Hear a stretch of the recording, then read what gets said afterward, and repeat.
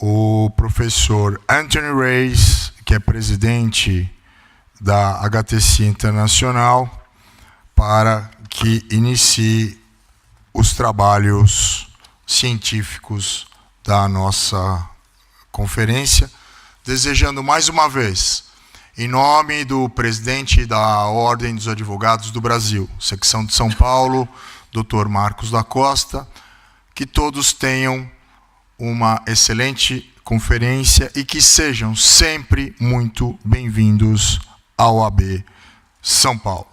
Professor Anthony.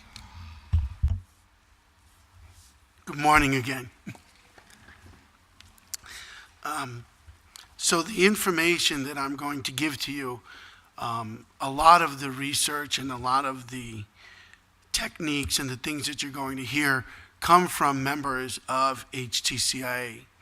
There are about 3,000 members around the world, and one of the cases that I'm going to talk about later was done by some of our members in the Netherlands, our Dutch chapter members.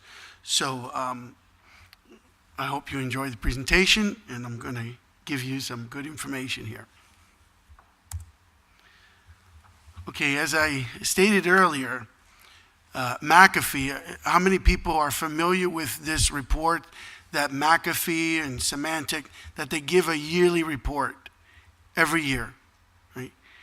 It's very important to look at these reports because they give you insight to what's going on. They get the data from their customers, and they look at these trends, and they come up with these reports. I find them to be very, very accurate. So in the last report that McAfee wrote, basically they just said cybercrime is never going to stop. It's just too good to do for the bad guy. It's too much, it makes too much money, and it's just almost impossible to grab every single person on the internet that's doing something bad. That was McAfee's description of it. Based on what we see in trends, most people will become a victim of a cybercrime, whether it's cyberbullying or fraud. How many people here have been a victim of cybercrime? Oh, wow, that's good. The federal police, they're doing a good job. There's no cybercrime in Brazil. So, some of the statistics that we see based off the McAfee report were from some of their clients. This was a daily activity for one day from one client. That one day they saw 80 billion malicious scans, malware scans, 80 billion. If you try to count from 1 to 80 billion, you will die about 10 times, maybe 20. Malware, they saw new malware about 300,000. Ransomware about 4,000. And phishing attempts 33,000. For me, I think that number is low. I get emails for phishing every day, every hour. And from this information from that one client, they said that they lost over 780,000 records to hackers. That's a big deal. That's a lot of information. And if you add every company in the world and every internet provider and every person that has a computer, and you multiply these numbers, they're very big. They're astronomical.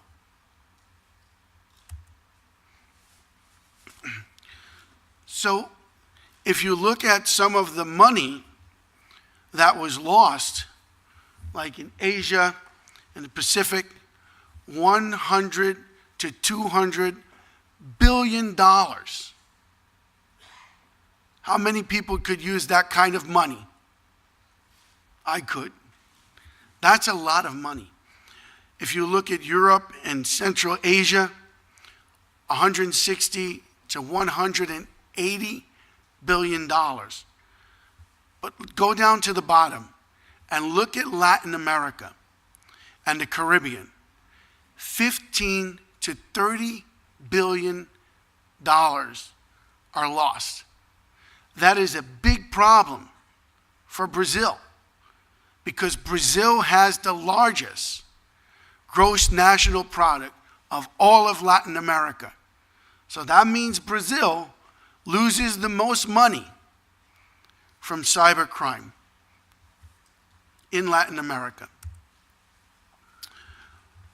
What we see that's very unique to Brazil, in the United States, everybody hacks us. The Chinese, you probably heard we had a little Russian problem, right? Una pequeña problema de Rusia, right? We had a little problem. And most of our hackers come from other countries. But in Brazil, 54% are right here. Now, if that happened in the United States when I was a cop, I would have many more cases. It was easy for me to say, the guy's in China, he's in Russia, there's nothing I could do. 54% of the cyber criminals are right here in Brazil. And the banks have been the biggest victim in Brazil. And their losses account for 95% from cybercrime, not from trading, not from bad loans, not from people that go bankrupt, but from cyber criminals. That is a very, very big number.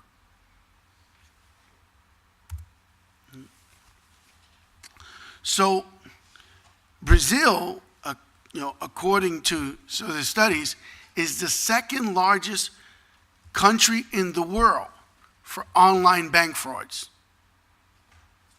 The second largest country in the world for bank frauds, fraude financiera. And it's cost about $8 billion each year. And the other thing that's very unique is that the Brazilian hackers are very smart. They've been very smart for a long time. I know, I've worked cases, and they're just very smart. Some people think that the Russian hackers and the Chinese hackers are some of the best. But I personally think the Brazilian hackers are even smarter because they monopolize it. They make it into a business. How many people remember when they used to have denial of service attacks or botnets, right? In the United States, the hackers would use botnets to fight each other. In Brazil, they sold botnets to take out companies. They're good business people. The other thing that we see in Brazil that we don't really see, at least in the United States, is we have organized crime and gangs. And some of them use the internet to do bad things. But we find that a lot of the gangs, the traditional gangs in Brazil, actually focus and have units that specifically have a cybercrime unit. So you have your, let's say, PCC, right? Or has their drugs and their cybercrime unit. They have units. They have groups. They're very organized. And it's the same thing. Amigos dos Amigos, Comando Vermelho. You'll see that they have groups. That's what makes Brazil so unique, that the criminals here, the traditional criminals, embrace it. They embrace cybercrime because they know it's a lot easier to commit cybercrime than to rob a bank. It's a lot easier. And the chances of getting caught are much less. And that's pretty much across the board for everywhere. So the police have been doing a great job. The police in Brazil, in the United States, and all over the world have been training hard to combat cybercrime. And as we got better, so did the bad guy. The bad guy realized that we were catching them, and so now they've built, and they've gone underground. They built this whole infrastructure that we're going to talk about that is anonymous, that is hidden, and now the police again are trying to catch up to them. So every day, how many people here have heard of the word darknet? Internet oscuro, right? How many of you actually have been to the dark web? Maybe 4 people. We're going to go to the dark web today. Okay? This fight every day between bad and good occurs in this place called the dark web. And so a dark web, as you can see, is a place where most people don't go. It's a bad place. Right? And just so that you know, we'll make these slides available for you for a download. We'll make sure that we get it for everyone. You can't go to the dark web with Google. You're not going to, you could go Google dark web. You could read about it, but it's not going to take you there. You need special software, right? And these special softwares allow the user to view the internet anonymously. So, you know, not me, but you know, if somebody has a girlfriend and they're looking on the internet, talking to someone else, they get caught because it's in the browser history, right? In this case, there's no history. I'm not encouraging anyone to cheat. That is bad, okay?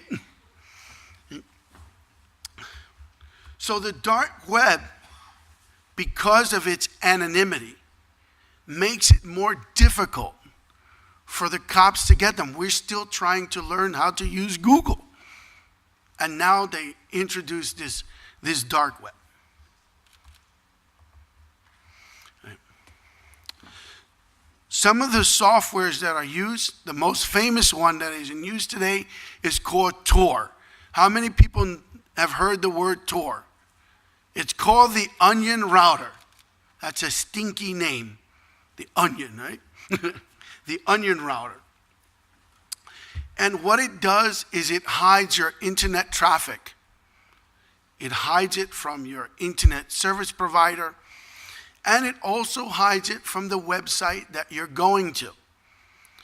It takes different hops and routes through the internet, and chances are it never takes the same hop again.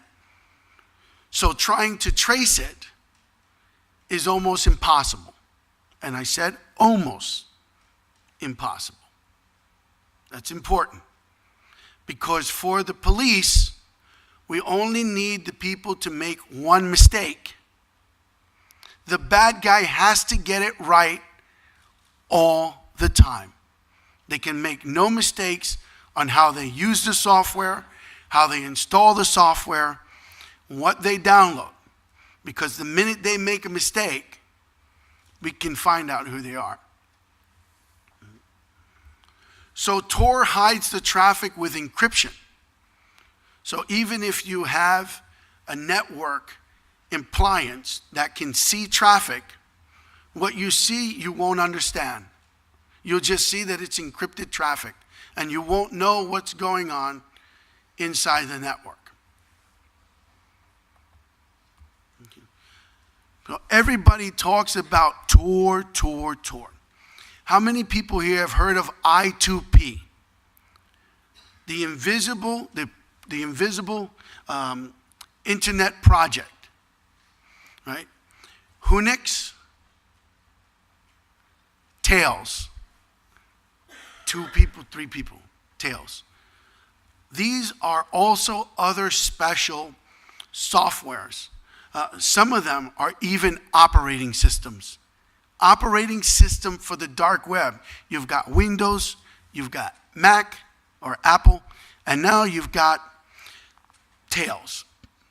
Its own operating system. Imagine having an operating system just to be on the dark web. It's pretty bad. And you can't use your credit card on the dark web.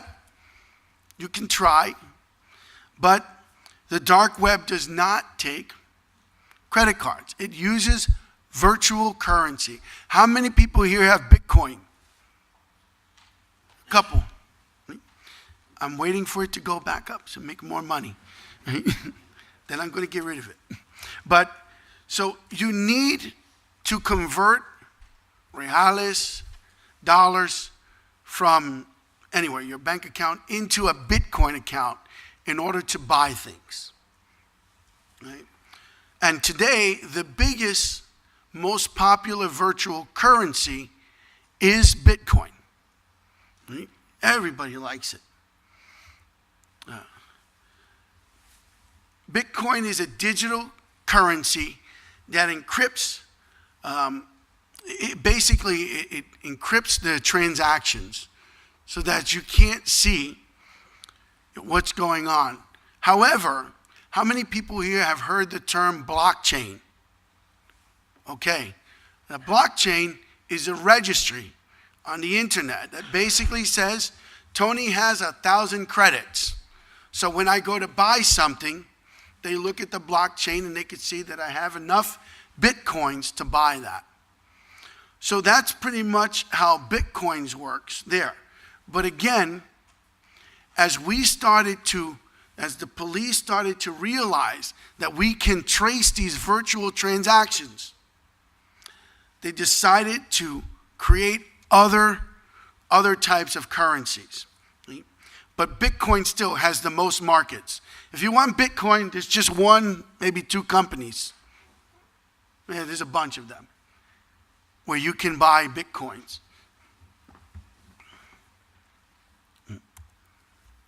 So, if you want maconha de la mañana, you can go onto the dark web, and for 0.3 Bitcoins, you can see right there, they're nice enough to tell us how much it costs in US money.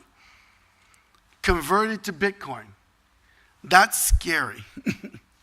That means that Bitcoin is more valuable than the US dollar. And if you don't want maconha in the morning, you can buy guns. In this case, it's the British pound. 500 of the British pound versus 0.099 Bitcoins. So that's the currency that's on the dark web. You can also, unfortunately, buy access to videos of children, and it's very sad. You could see, we're not going there, and you could see I wiped out the addresses. But pay close attention to the end of the link, .onion. When you're looking to see if someone is on the dark web, if they have a .onion address on the link, they were there. Right? It's not .com, not .br, not .brazil, not .us, .onion, which is for the onion router.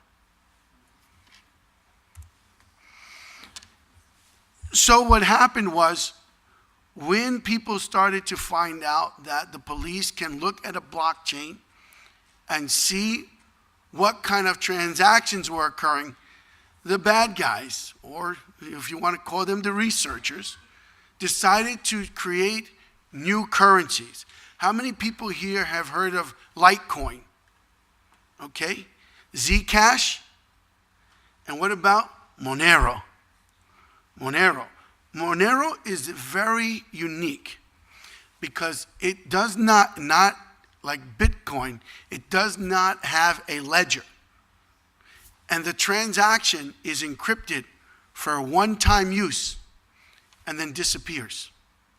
So you can never ever trace that transaction again. So if a website says they're using Monero, the chances of determining how or who did the transaction and how much the transaction was is almost impossible.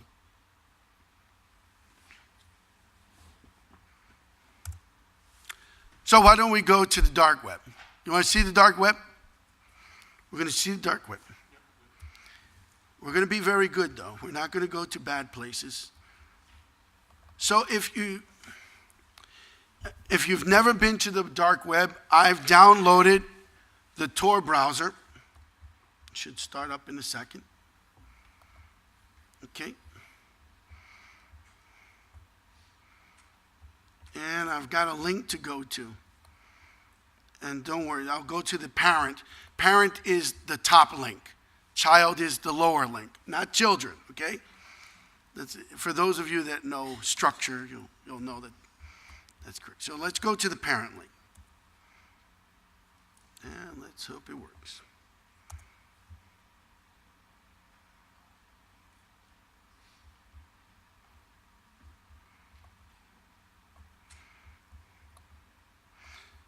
So here, doesn't make a difference if you don't understand English. You can find it in Portuguese. So you can buy venda de maconha. Easy, right? So let's go to that site. Let's go to the maconha site. So we're going to take this link here, the onion router link. See, .onion. We're going to copy it. And we're going to go in here.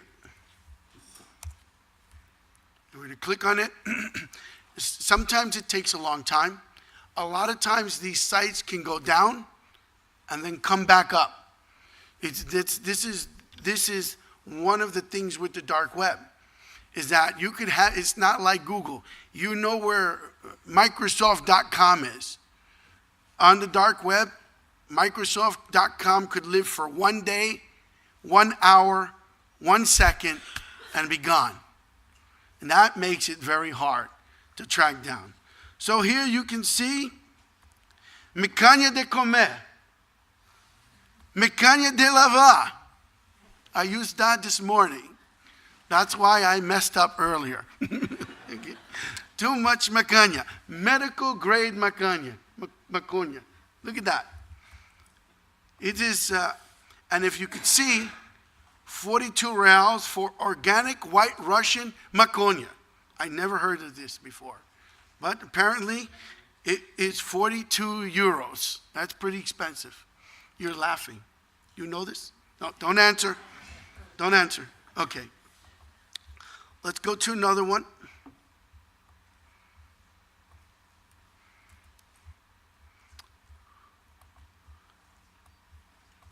Do this one, another address. It was up at 3 o'clock in the morning. I checked. Okay. The drugstore for the people. Okay, not for the doctors, but for the people. We can buy heroin, cocaine, cannabis, prescription, right? I'm not going to my doctor anymore. I'm going to the dark web. I've got pain and I need medicine. Dr. Dark Web is the guy I'm going to visit. Well, we could see, let's do some heroina. Not do it, but let's go to the website. Okay? And hopefully it's up.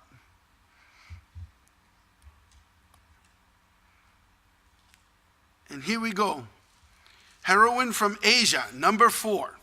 That means there's a 1, 2, and a 3. So this is the dark web. I'm going to show you one last one. And we're going to talk about this case. For those people that think that the police do not know what you're doing, and who you are on the dark web,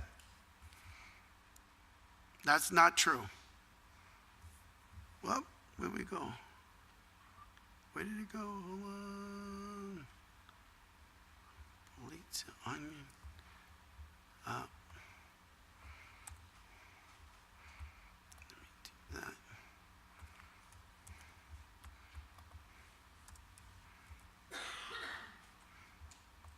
Give me 1 second here. You get it right.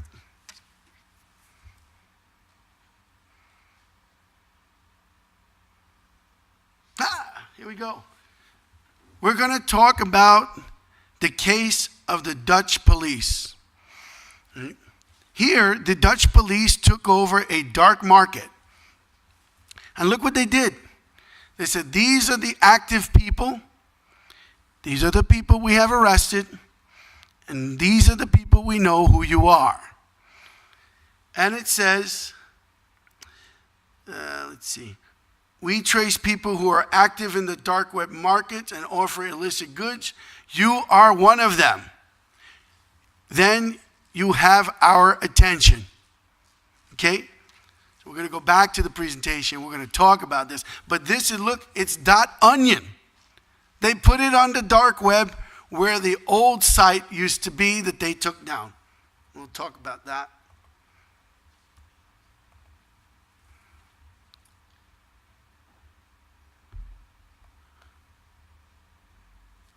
Okay, so we're going to talk about that in 1 second. So, how do we combat cybercrime? Because, as you can see, there's a lot of ways to hide. There's a lot. You have invisible websites, invisible browsers, invisible currency. Supposedly it doesn't exist, but it does. And so, how do we win? We do these technical investigations. How many people here have heard the word open source or OSNet investigations? Right? They're very popular in the US. We are starting to do things like look at social media, at Instagram, at Facebook, and Snapchat, because the bad guy likes to talk. They like to talk about where they got the best mokonya, where they get their guns.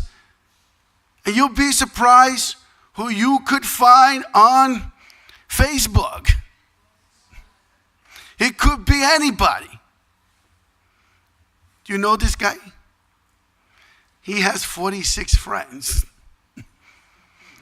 And if this is a fake profile, the person that did it's got problems.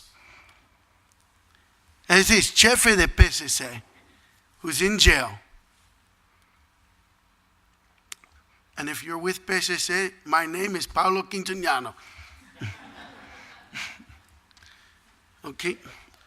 Investigación, right? We do investigations on the dark web, right? We talk about Operation Hyperon in 2016 by the Dutch police, that dark web address that I showed you. It was the first dark web investigation probably in the world. And the Dutch police have very different laws. They have laws that allow them to hack people. They can hack people, they can hack the hackers. Over there, their government has passed the laws for that. Now in the United States, that will never happen. I don't know that that will ever happen in Brazil because we believe that people's rights are private. But if you move to the Netherlands, you don't have any more rights because they can hack you if you're a bad person. So, how many people knew or have heard of the Hansa market? Okay, the Hansa market was a very, very popular market. It was a big market that the Dutch federal police were able to infiltrate and gain access to. So much so that they took the site over and they held it for like 4 weeks. So people were trying to buy guns with their Bitcoin and Mocanya, and all kinds of things. Child porn, pictures and photos and videos. And nobody knew that the Dutch police took the site over. From what they gathered, they were able to identify the names of the people who bought bad things. More importantly, they were able to see the Bitcoin accounts that the people were using. And this is really, really good, because they were able to seize over $5 million. That's a lot of money. And if the police department is looking for money, the black web Bitcoin is good place to start looking for it. They also were able to identify the people you saw back on, let me give it 1 second, it's still there. You could see they were able to identify the buyers. They had their email addresses. And those of you that have been on the dark web, you could put any name on there. It doesn't matter. But the email addresses and information about them. So you could see here they put down where they were from. They put down the vendors that they arrested. And so when people went to the Hansa market, they were very surprised when they saw this page. And this page has a lot of detail. They tell you all kinds of things. How about the facts of the case? They're like, why have you done this? They're answering the questions for the hackers. They go, why did you do this? They're like, we're going to answer that question for you. And then they even ask you, like, did you break Tor? And they're like, no, we didn't break Tor, but we wouldn't tell you anyway if we did. So the Dutch police, they're very funny. And it's funny because over there, Mocanya is legal. So, or they don't enforce it anyway. And so now they're toying with all the buyers and the sellers on the dark net. And there were other organizations and countries that helped them during this operation. And a bunch of them are members of HTCIA. They collaborated with other members for this investigation.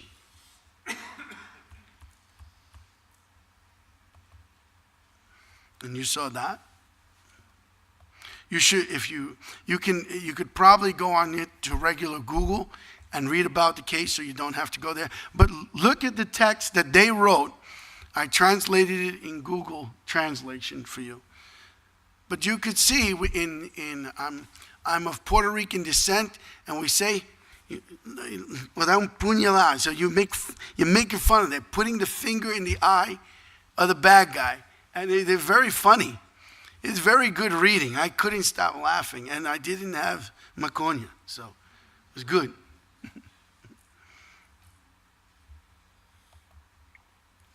Okay, so what can we do to fix this problem? We need good laws. We need good laws. The Dutch law for hacking, that's pretty good. If we had that in the United States, we'd probably lock up more people. I don't expect that most people will ever create that kind of law. But cyber laws in general, especially for those protecting children, that's a big thing. Big thing. And the other thing is, in top of the law, we need to be able to prosecute the criminal. A lot of times in the U.S., somebody commits a cyber fraud and it's no big deal. If they take my credit card and they take money out of my bank account, the bank gives me the money back, and now I'm not the victim anymore.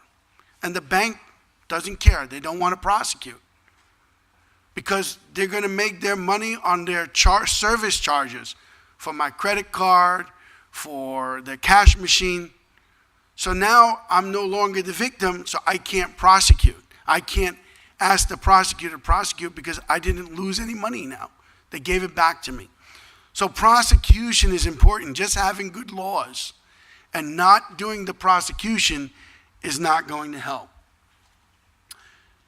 We need to add resources like money and training and judges to deal with this. The problem is they create laws in the United States for cyber crimes, but they don't put a lot of money for police officers to do training. So you got a law, but I don't know how to do an investigation on the dark web. It makes no sense. Or they do cybercrime laws and they don't hire more judges to take in more cases. So what happens? Oh, it's your first time, no problem. It's a vicious cycle, and it's been that way for years. For years. And it's not just a US problem, it's everybody's problem.